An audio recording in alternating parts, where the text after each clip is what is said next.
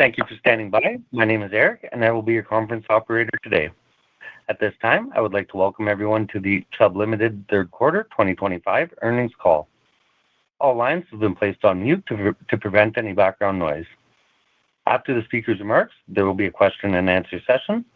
If you would like to ask a question during this time, simply press star followed by the number 1 on your telephone keypad. If you would like to withdraw your question, press star 1 again.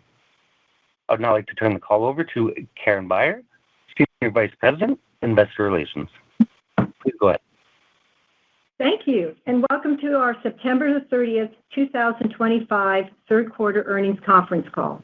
Our report today will contain forward-looking statements, including statements relating to company performance, pricing, and business mix, growth opportunities, and economic and market conditions, which are subject to risks and uncertainties, and actual results may differ materially. Please see our recent SEC filings, earnings release, and financial supplement, which are available on our website at investors.chubb.com for more information on factors that could affect these matters. We will also refer today to non-GAAP financial measures, reconciliations of which to the most direct comparable GAAP measures and related details are provided in our earnings press release and financial supplement. Now I'd like to introduce our speakers. First, we have Evan Greenberg, Chairman and Chief Executive Officer, followed by Peter Enns, our Chief Financial Officer. Then we'll take your questions. Also with us to assist with your questions today are several members of our management team. And now it's my pleasure to turn the call over to Evan. Good morning. As you saw from the numbers, we had an excellent quarter. In fact, a record earnings quarter. Core operating income of $3 billion was up 29%, leading to EPS of $7.49 per share, up 31% from a year ago, both supported by record underwriting and investment results, as well as solid premium revenue growth. The results put a point on the broad-based and diversified nature of our company, geographically, by customer segment, and by product area. Most of our businesses and regions of the world contributed. Geographically, that means North America, Asia, Latin America, and UK, Europe. When I say customer segments that contributed strong growth this quarter, that means globally, both consumer, homeowners and auto, specialty personal lines, life and international A&H. When I say commercial P&C, particularly middle market and small commercial, our E&S business, crop insurance, and a broad range of large account casualty and financial lines. And growth was generated by numerous distribution sources, brokerage, agency, phone-based direct marketing, and digital. In short, a wide variety of diverse businesses and geographies that are contributing to growth globally. Our balance of business and presence, about half U.S. and half outside, provides a wide range of opportunities which supports long-term profitable growth. Importantly, it also supports our ability to manage the commercial P&C cycle with discipline, something we are well known for doing. We expect to continue generating superior margin and earnings growth, and in fact, an increase to our return on shareholder equity. In the quarter, record underwriting income on both a published and current accident year ex-cat basis was supported, of course, by a quiet cat quarter, but more importantly, by current underwriting year margin improvement and strong prior period development. Published underwriting income of $2.3 billion was up 55% from a year ago, with a record combined ratio of 81.8%, about 6 percentage points better than a year earlier. Though cat losses were light in the quarter, rest assured, catastrophe risk is alive, well, and obviously, by definition, volatile. Remember the California wildfires first quarter and convective storm activity through much of the year. Cat volatility aside, our underlying underwriting results were simply excellent in the quarter. Current accident year underwriting income, excluding cats, was a record $2.2 billion, up 10%, supported by a combined ratio of 82.5%, nearly a full point improvement from prior year, with most all of it coming from loss ratio improvement. On the invested asset side, for the quarter, adjusted net investment income was a record $1.8 billion, up 8.3%. Our fixed income portfolio yield is 5.1%, and our current new money rate is averaging 5.2. Our operating cash flow in the quarter was quite strong at $4.5 billion, which is contributing to strong growth in our invested asset, which is up nearly 10% over the last 12 months. Current fiscal, financial, and economic conditions favor attractive fixed income and alternative asset portfolio returns for our growing invested asset. Federal budget deficits, inflation, and rotation from the dollar support what we believe will be a steeper yield curve as we look to the future, which in turn should support our reinvestment rates and future investment income growth. Tangible book value growth, our primary measure of wealth creation, was 17% per share from a year ago and 6.6% from the previous quarter. Our annualized core operating return on tangible equity in the quarter was 24.5%, simply an outstanding result. Peter's going to have more to say about financial items in a couple of minutes. Turning to growth, pricing, and the rate environment. Total company premiums grew 7.5%, with consumer up almost 16% and commercial up 3.3%. Commercial P&C growth this quarter was impacted by two items that benefited North America last year. Our underlying renewable commercial P&C business grew about 5.5%, which is more representative of our run rate. Premiums in our life insurance division grew over 24.5%. In terms of the commercial P&C underwriting environment, I would characterize the market globally as in transition. Competition continues to grow, especially large account-related short-tail business, both admitted and E&S. A lot more capital is chasing the property business, and prices are softening, while terms and conditions remain steady. On the other hand, middle market and small commercial property is more disciplined and orderly, though greater competition is beginning to show as expected, particularly in upper middle market. In mid-market, property rates continue to rise, but naturally at a slower pace. Casualty pricing overall, large account, E&S, and middle market, is also slowing, though it continues to firm in the areas that require rate. It's quite rational. Financial lines remain soft, but we're seeing signs of firming in discrete classes. I'll give you some more color by division. For a change, let's begin this quarter with our international business. Premiums in our overseas general division were up 9.7%, or nearly 7.5% in constant dollars.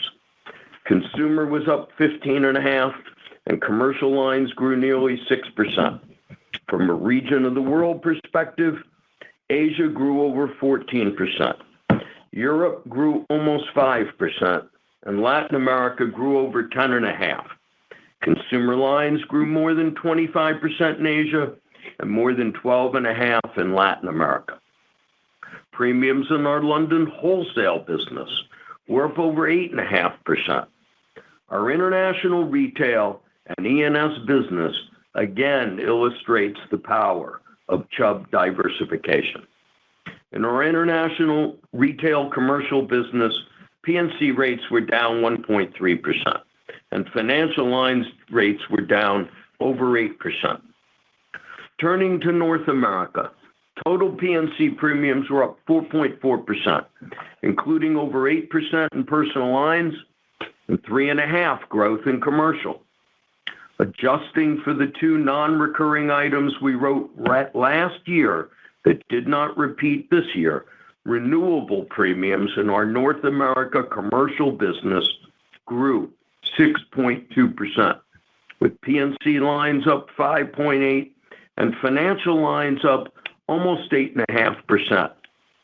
Drilling down, our North America high net worth personal lines business generated more than $1.8 billion in net written premium for the quarter. This business is now almost as large as our North America middle market and major accounts commercial businesses, each with premiums in the quarter of $2.1 billion. Again, illustrating our company's diversification. Premium growth for our true high net worth segments was about 11.5%. On the commercial P&C side in North America, premiums in our middle market business, were the second largest writer in the U.S., grew 4.1% to $2.1 billion. Middle market workers' comp growth was impacted by one of the 24-year items I mentioned, namely an annual retrospective premium exposure adjustment. Which we make every year in the third quarter. That benefited us much less this year than last. Adjusting for that, we grew middle market almost 7%, with P&C lines up 8.6% and financial lines flat. Premiums in major accounts and specialty grew 2.5%, with major up 3.2% and E&S up 6.6%. The major accounts division was up 5.6%, adjusting for the impact of a large one-off LPT written last year. In North America commercial, we had a very good quarter for new business. It was up 24% versus prior year, with double-digit growth in major, specialty, middle market, and small commercial. Our renewal retention rate on a policy count basis was over 86%. Commercial pricing for property and casualty, excluding financial lines and comp, was up 4.3%, with rates up 2.4% and exposure change of 1.9%. Property pricing was flat, with rates down 3.3% and exposure change of 3.5%. And going a step further, property pricing was down 13.5% in large account business in E&S and up 6.2% in middle market and small commercial. Casualty pricing in North America was up 8%, with rates up 7.5% and exposure up 0.5%. Financial lines pricing was down almost 2%, and with workers' comp, primary comp pricing was flat, while large account risk management pricing was up almost 5%. In North America commercial, there was no change to our selected loss cost trends. In our international life insurance business, which is fundamentally Asia, premiums were up 26.5%. We had a large one-time premium in New Zealand, and adjusting for that, growth was up just over 16.5%. In North America, combined insurance company premiums were up 18%. Our life division produced $324 million of pre-tax income in the quarter, up over 14%. Chubb's fundamentals and our positioning are excellent. We're performing at a high level almost anywhere you look in the company. We have broad global diversification and a disciplined, energized, and talented team of professionals whom I couldn't be more proud of to call my colleagues. We are reaping results and planting seeds for the future. Our digital and AI efforts, years in the making, are contributing to growth and beginning to transform the company and how we do business. Our balance sheet, starting with loss reserves, has never been stronger. We estimate that 70 to 80% of our businesses present attractive growth opportunities. And looking forward, from all we can see, our performance is enduring. We will maintain superior earnings growth, including double-digit growth in EPS, book and tangible book value, and core operating ROE increasing to 14+% over the medium term. In the quarter, we stepped up share buybacks because we are an excellent investment, with our stock trading well below intrinsic value. Increased buyback activity will continue, while at the same time, we will continue to build additional capital and our invested assets. I'm going to turn the call over to Peter now, and then we're going to come back and take questions.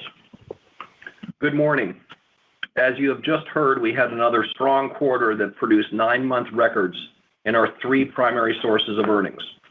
Our results were supported by $4.5 billion of adjusted operating cash flows and exceptional balance sheet strength, including all-time highs in both book value of nearly $72 billion and cash and invested assets that exceeded $168 billion. There are a few capital-related matters I'd like to touch on. First, we returned $1.6 billion of capital to shareholders during the quarter, including $385 million in dividends and $1.2 billion in share repurchases. Secondly, we issued approximately $2.2 billion of debt at a weighted average cost of 4% and an average term of about 12 years. Book and tangible book value per share, excluding AOCI, grew 2.8% and 3.8% respectively for the quarter, and 10.4% and 14.8% from the prior year. Our core operating return on tangible equity and core operating ROE were 24.5% and 16.3% respectively for the quarter. Pre-tax catastrophe losses were $285 million for the quarter, principally from weather-related events, split 86% U.S. and 14% international, and $2.6 billion through 9 months versus $1.8 billion over the same period last year. Pre-tax prior period development in the quarter in our active companies was favorable $422 million, comprising $460 million of favorable development in short tail lines and $38 million of unfavorable development in long tail lines. Our corporate runoff portfolio had adverse development of $61 million, mostly environmental related. Our paid to incurred ratio for the quarter was 83% and 87% year to date. Turning to investments, our A-rated portfolio, which had an average book yield of 5.1% for the quarter, increased over $7.5 billion from the prior quarter. The increase reflects strong operating cash flow as well as positive marks to market and favorable FX, partially offset by shareholder distributions. Adjusted net investment income was $1.78 billion, which was above our previously guided range by approximately $40 million due to higher than projected private equity income, as well as higher call premium and strong cash flows into the portfolio. To give you a bit more color this quarter, approximately 87% of investment income was generated by our fixed income portfolio, which is relatively predictable and growing steadily. The balance of our investment income is from private investments and other sources, which, while growing more quickly, are more variable from quarter to quarter. We now expect adjusted net investment income in the fourth quarter to be between $1.775 billion and $1.81 billion next quarter. International life premiums written growth in the quarter of 26.5% included a favorable one-time large transaction of $126 million, without which growth would have been 16.6%. The contribution from this transaction to life insurance segment income was de minimis. Our core operating effective tax rate was 20.5% for the quarter, which is above our previously guided range due to shifts in mix of income by tax jurisdiction, in particular related to prior period development and catastrophe losses. As a result, we expect our core operating effective tax rate for this full year to be in the range of 19.5% to 20%. I'll now turn the call back over to Karen. Thank you. At this point, we'll be happy to take your questions.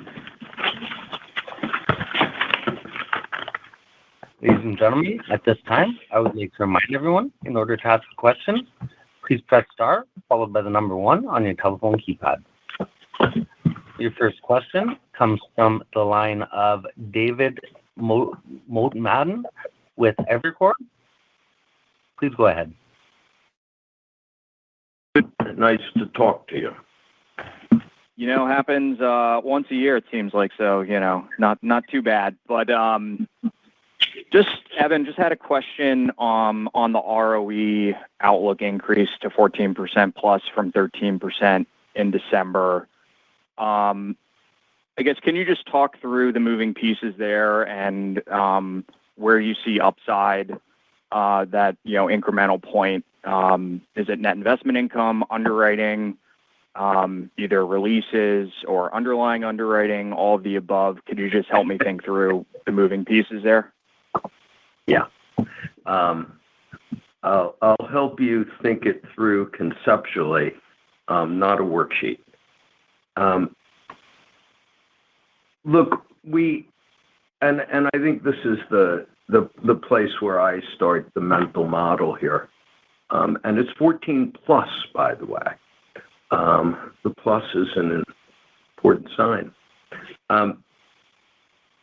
We have strong and growing earning power. And as we look forward, we see that enduring. It's growing earnings. And there are 3 engines of it. And so you keep a mental model of that. Underwriting, life income, and our invested asset, and so investment income. The growth in underwriting, it's commercial and consumer P&C. It's very broad-based in non-life, including A&H. Our life earning power growing. Our invested asset and alternatives, allocation to alternatives, so investment income growing. Each of those, as we look forward, we see good sustainability to growth of earnings. And then with growth of earnings, it means our capital base, obviously, with those earnings growth and that earning power, capital continues to grow. We're trading well, as we see it, below intrinsic value. And by the way, as you continue to grow earnings, and if it's sustainable, then frankly, your intrinsic value continues to move out. We will buy back above previous trend. As you saw this quarter, we will continue to do that. And at the same time, we're going to continue to build our invested asset that also contributes to growth of earning power. That's as simple as I believe I can break it down for you. Got it. That's helpful. And then maybe just following up, excess capital, I think in the past you guys have talked about it as a drag on the ROE. I guess, how can we think about that today? I think last time you spoke about it, it was, I think, a 2-point drag. Any way you could size that today for us? Yeah. Everybody migrates. Me too. And I don't really view it as excess capital because we're earning, it's accretive to ROE as we deploy it on the invested asset side to the degree that it isn't supporting insurance underwriting activity. That's what you'll think of as surplus capital. But we're generating an excellent return on the alternative side, in particular, as we grow that in our invested asset. And so I more think of it that way. But to answer your point directly, it's 2 points or north of 2 points. Understood. Thank you. You're welcome. Your next question comes from the line of Gregory Peters with Raymond James. Please go ahead. No, great. Good morning, everyone. So as I look at your results in the third quarter and for the year, year to date at least, the overseas general growth stands out as somewhat of a surprise. And so I was looking for some more color on that. And I guess why I'm a little bit surprised by it is because there's all this talk about pricing pressure among the large multinational types of exposures and in E&S market. And it seems like your business, whether it's London wholesale or the commercial inside overseas generals, outperforming the peer group. So maybe you can shed some color on that.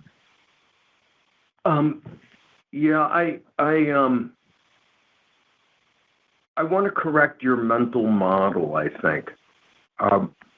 The vast majority of our overseas general business in P&C is not E&S, and it is not large account multinational.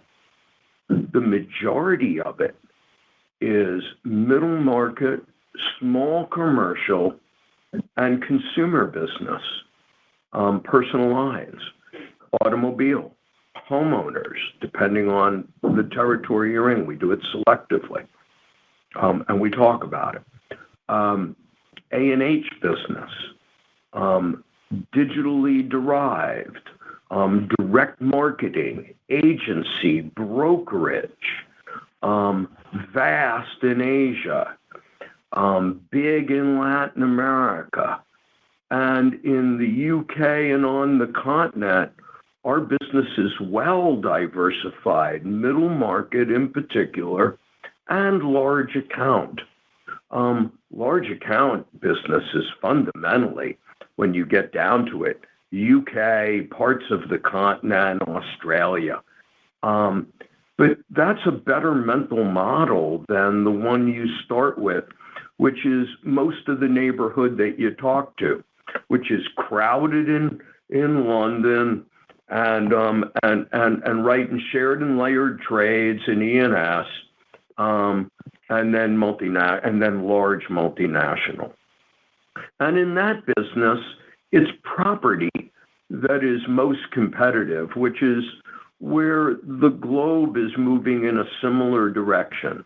Large account, shared and layered, but beginning to show up in parts of middle market. It's property. And when I have any concern about underpricing of business at the moment, it's particularly in parts of that area of property.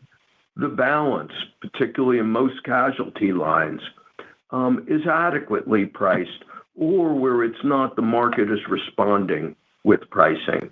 And to achieve adequacy, financial lines bumps around the bottom, so buyer beware. Great. Thanks for the clarification on that. I guess the second question, unrelated but important, is just around the expense ratio. If I look at the year-to-date results on the PC consolidated policy acquisition ratio is up a little bit. Maybe the administrative expense ratio is holding in line, but I'm just curious what the moving parts are. The acquisition. The acquisition is simply is just mix of business. More middle market, small, and consumer lines. They run a more favorable loss ratio. Fair enough. Thanks for the answers. You're welcome. Your next question comes from the line of Ryan Tunis with Cantor Fitzgerald. Please go ahead. Thanks. Good morning. Hello, Ryan. How are you? So I guess one thing that kind of surprised me, maybe it shouldn't, but North America E&S, I'm guessing that's Westchester, still up 7 this quarter. You talk about a transitioning market. I maybe expected growth to be a little bit less there. So just maybe some color on, I guess what's driving the solid growth rate there? Yeah. Yeah, without giving away competitive secrets, property shrank, and it shrank significantly, as it should.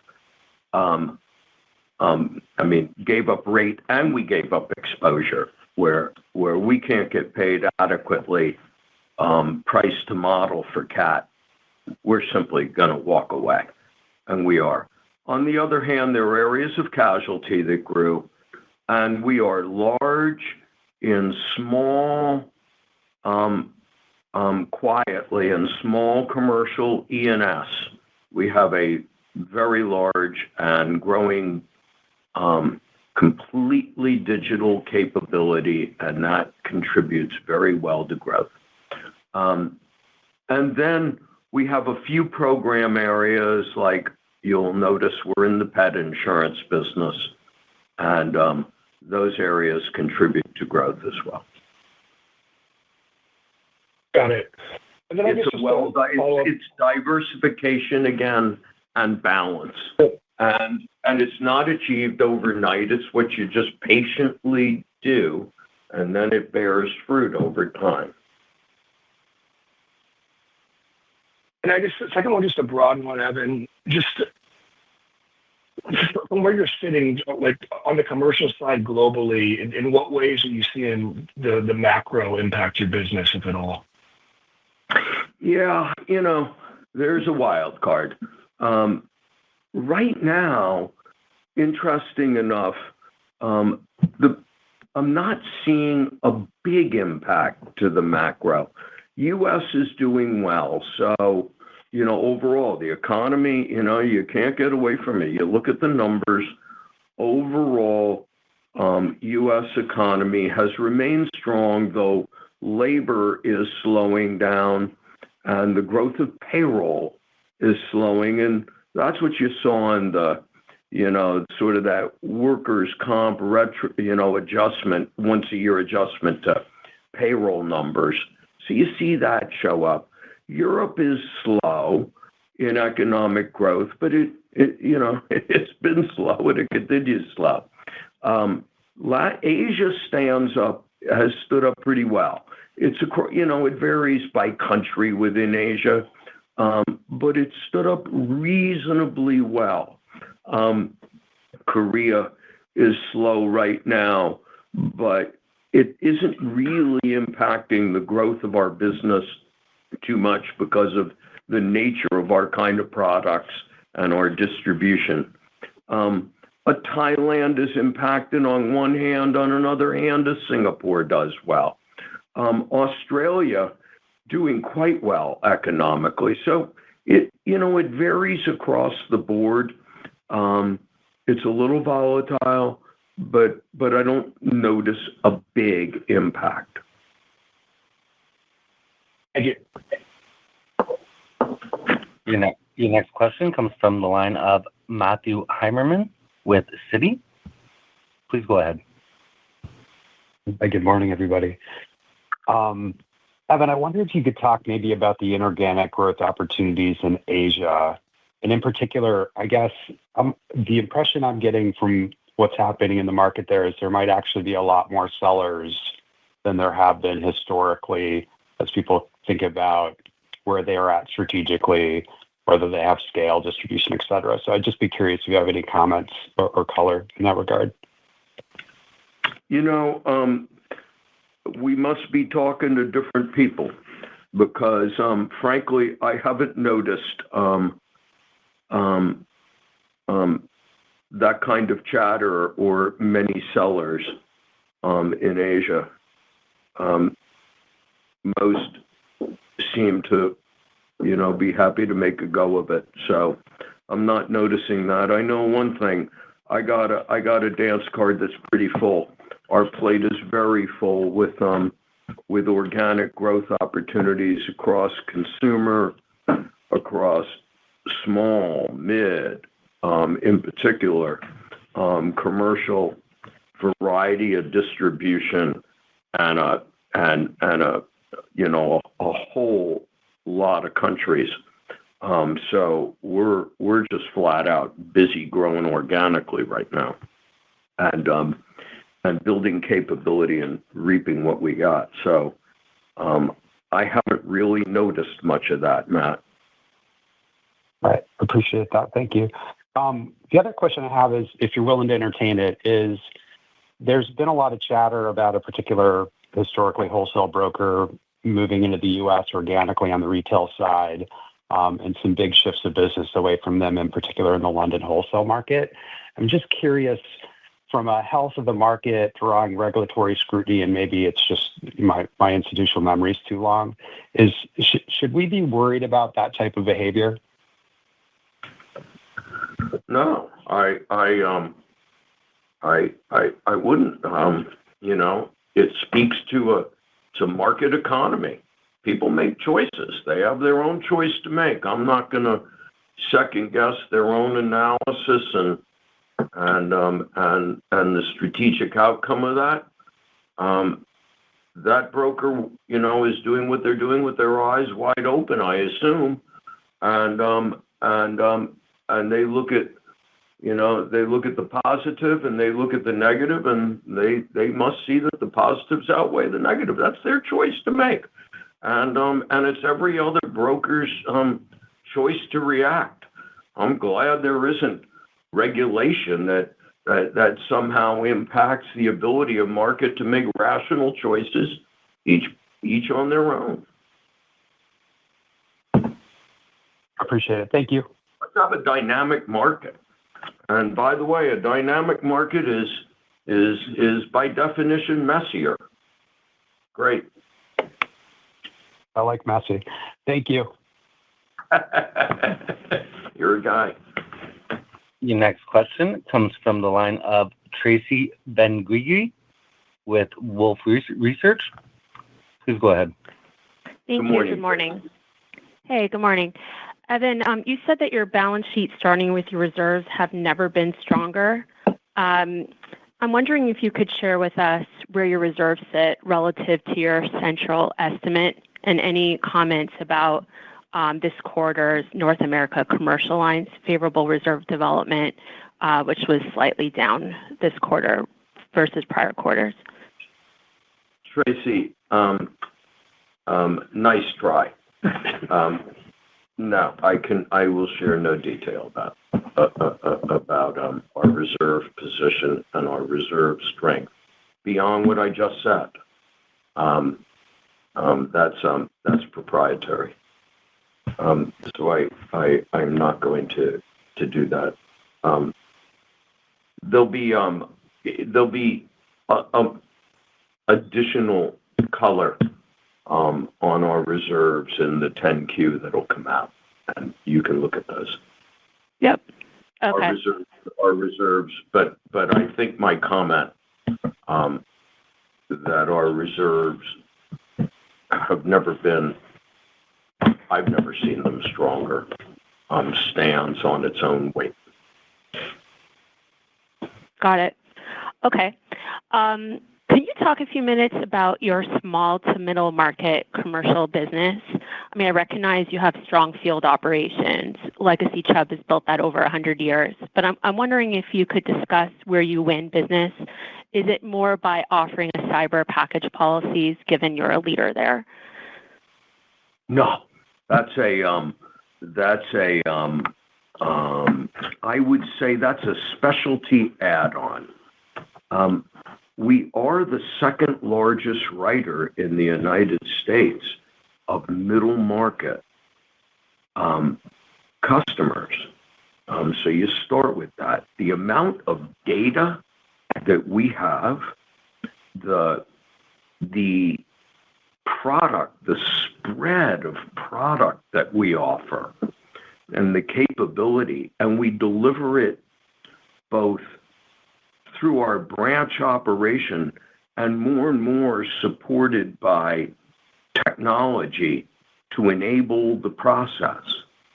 Our industry practices business, we are the pioneers, the inventors of the notion of industry practice that some others are trying to copy, where we offer product and suites of product with wordings designed by industry. It's not just marketing, it's true underwriting and product differentiation in the various customer cohorts, because we break down the middle market by industry and specialize across a wide swath of industries, targeting customers in those industries.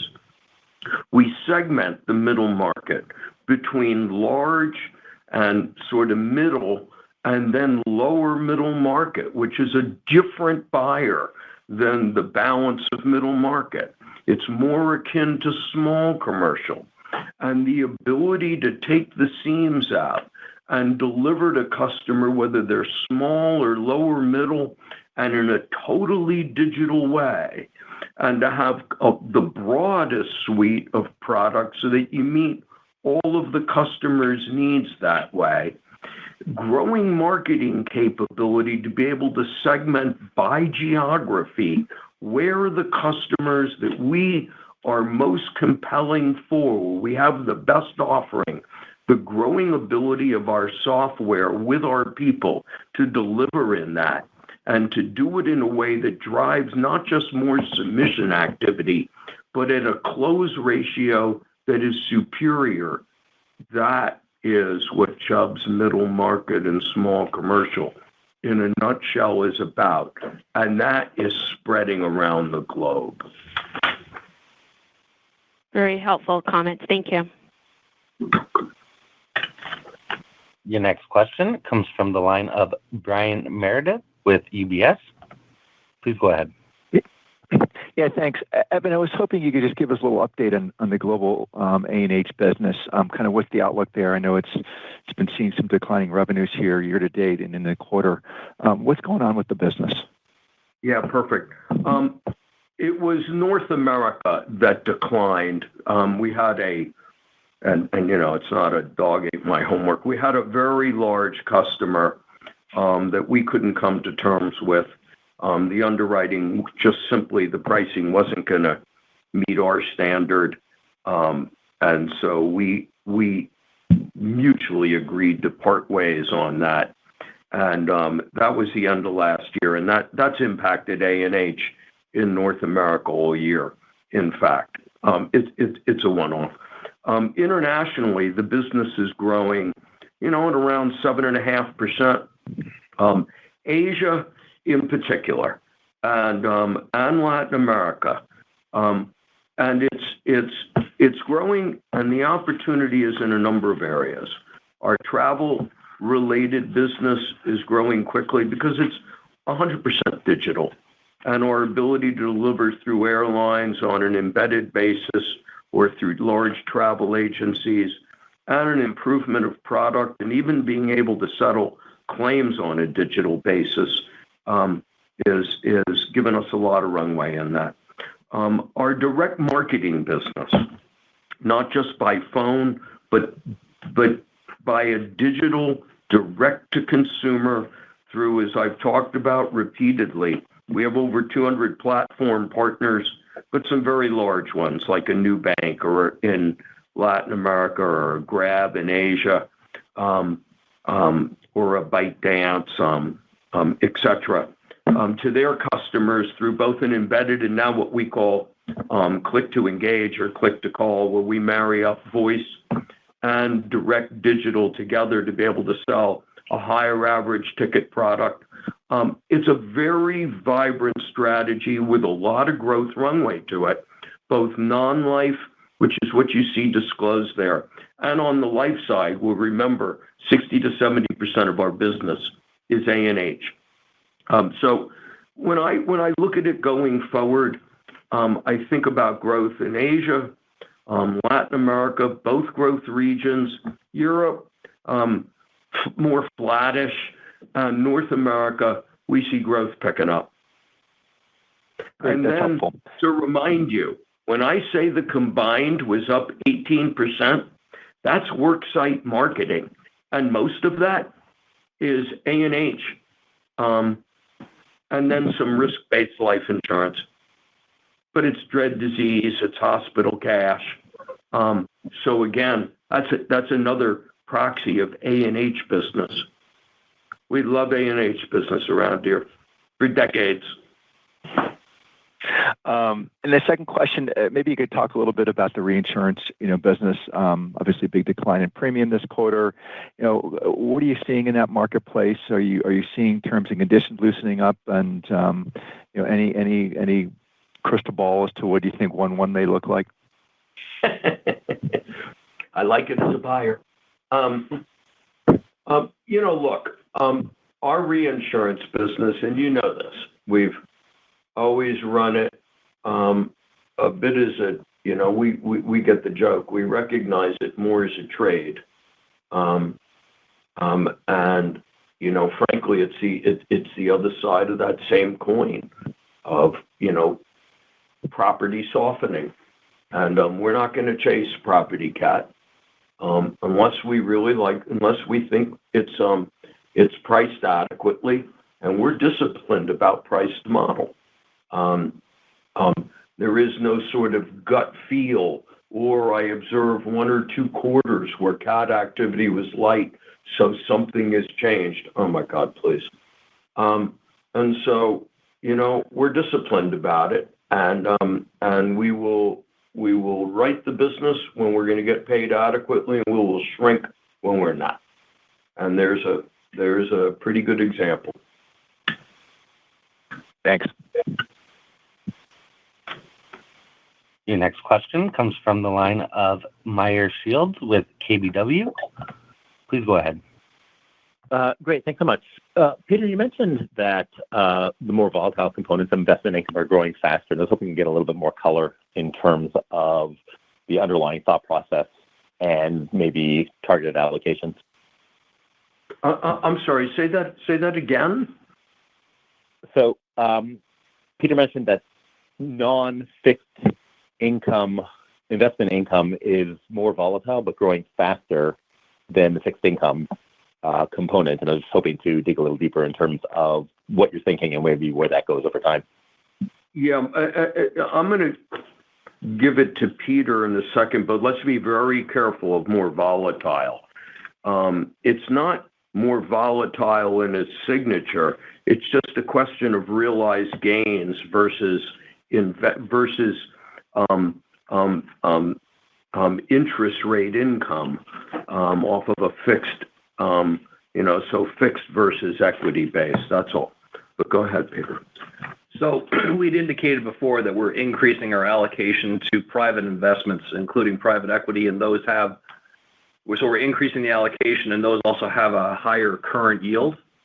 So just on that basis alone, that income will grow more quickly over time. To Evan's point, there'll be quarterly fluctuations from things like distributions and realizations, but the current return off that will flow through our adjusted NII is higher, plus the total IRR is much higher, and that will help book value compound more quickly.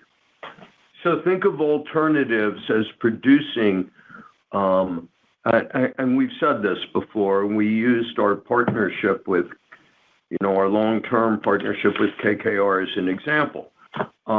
It'll feed a coupon yield of, let's call it, somewhere around 7.5%.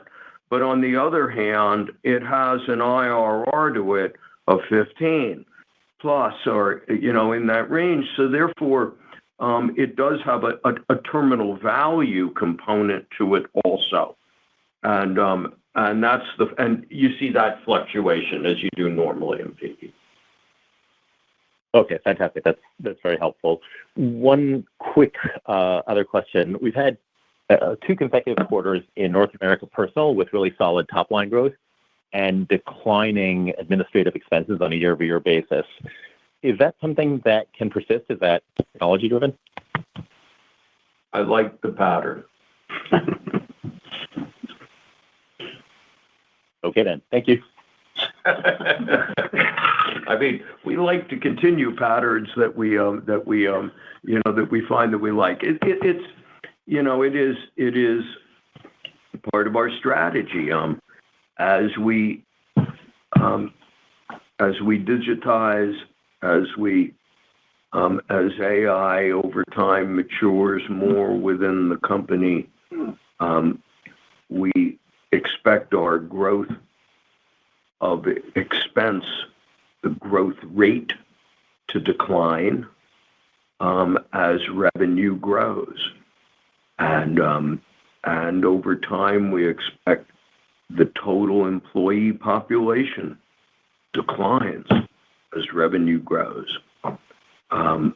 And both technology and AI in various forms at different parts of the process of conducting our business, they continue to mature and continue to take hold,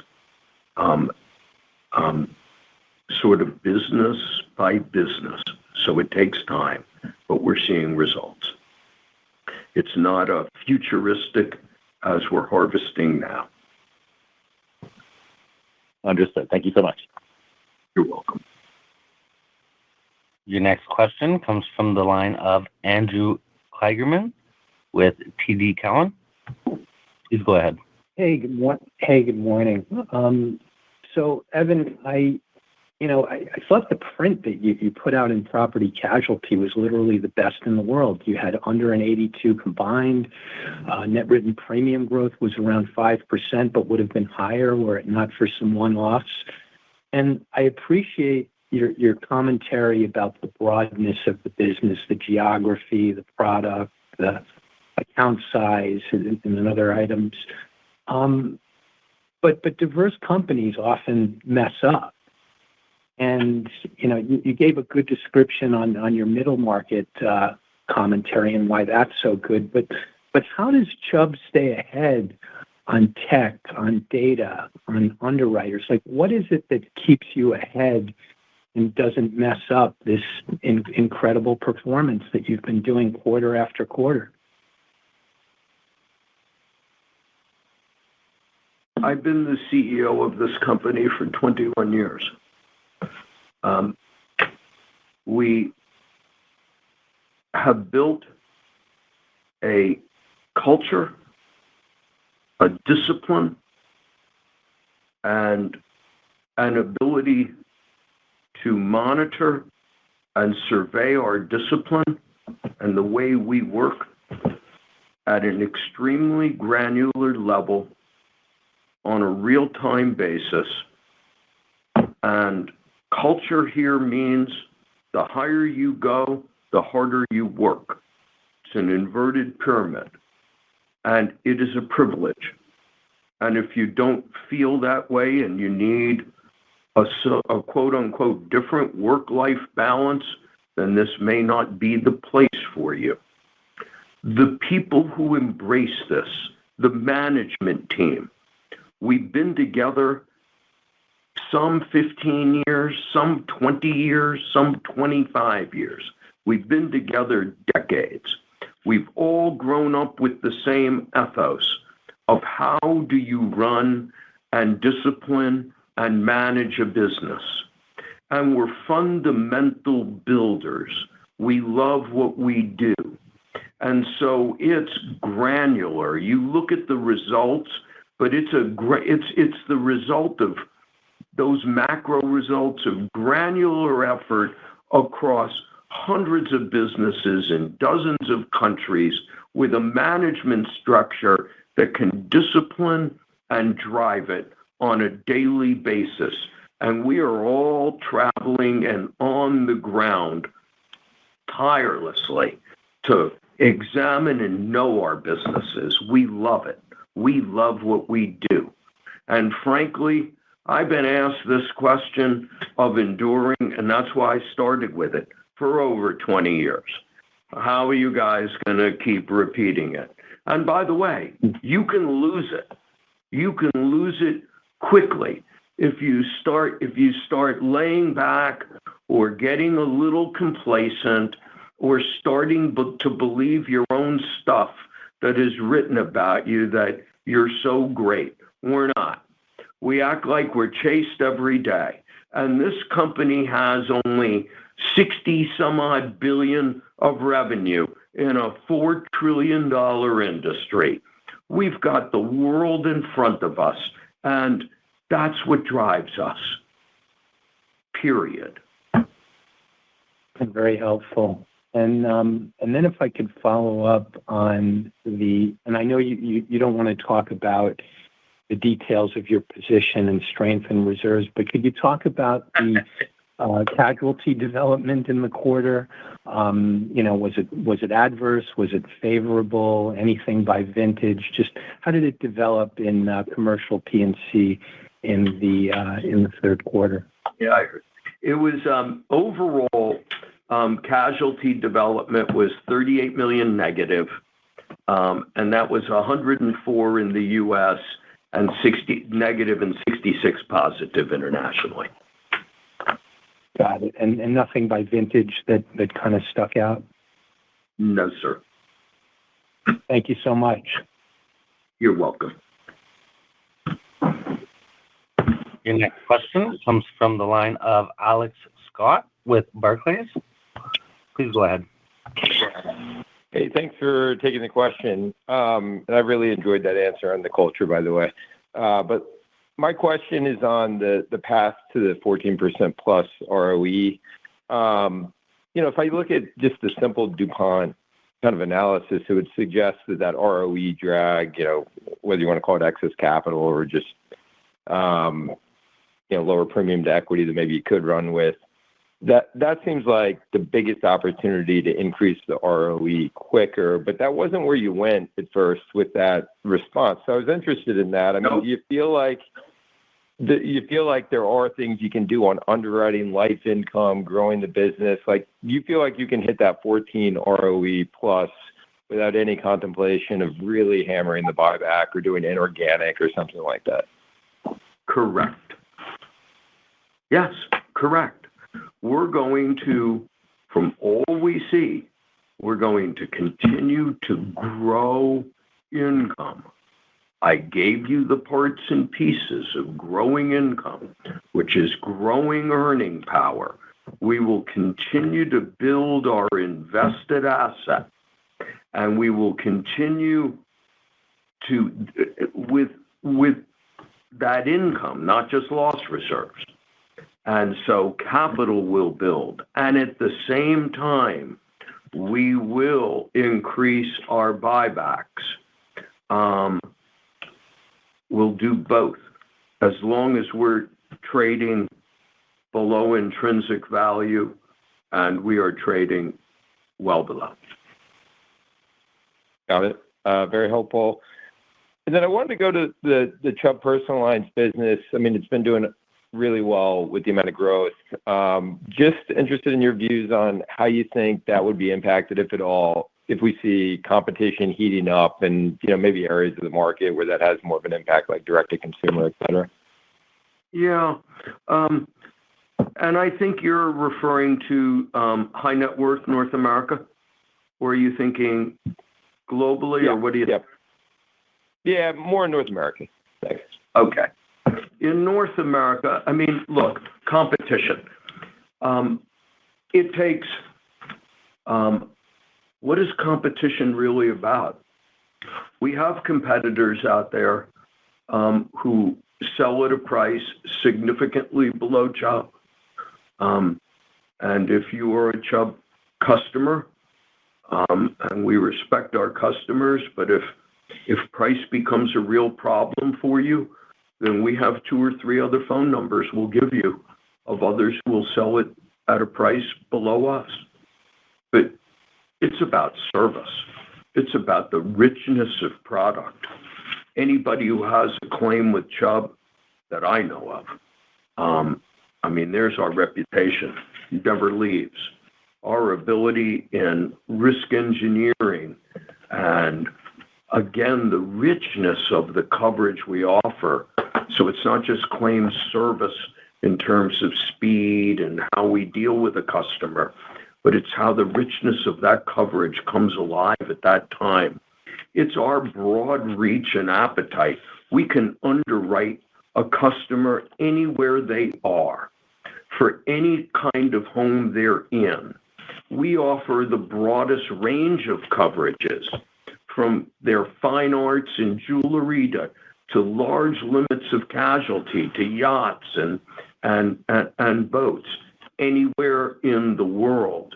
No one steps up to this. We do define the class, yet we're hungry and we're humble about it. We keep stepping up to reinforce and rebuild ourselves.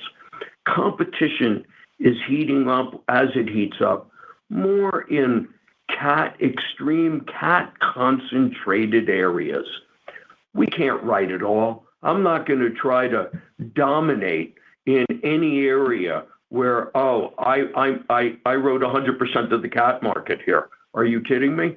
So there's room for others to come on in and write your share. And by the way, you can write it at an adequate risk-adjusted price. Don't worry. And so, competition wanes and waxes in it. It's more about the price in that case, but not the richness of coverage and service that we provide. Thanks. It's such an enduring franchise, and I couldn't be more proud of it. And I couldn't be a bigger fan. Appreciate all the color. Thank you.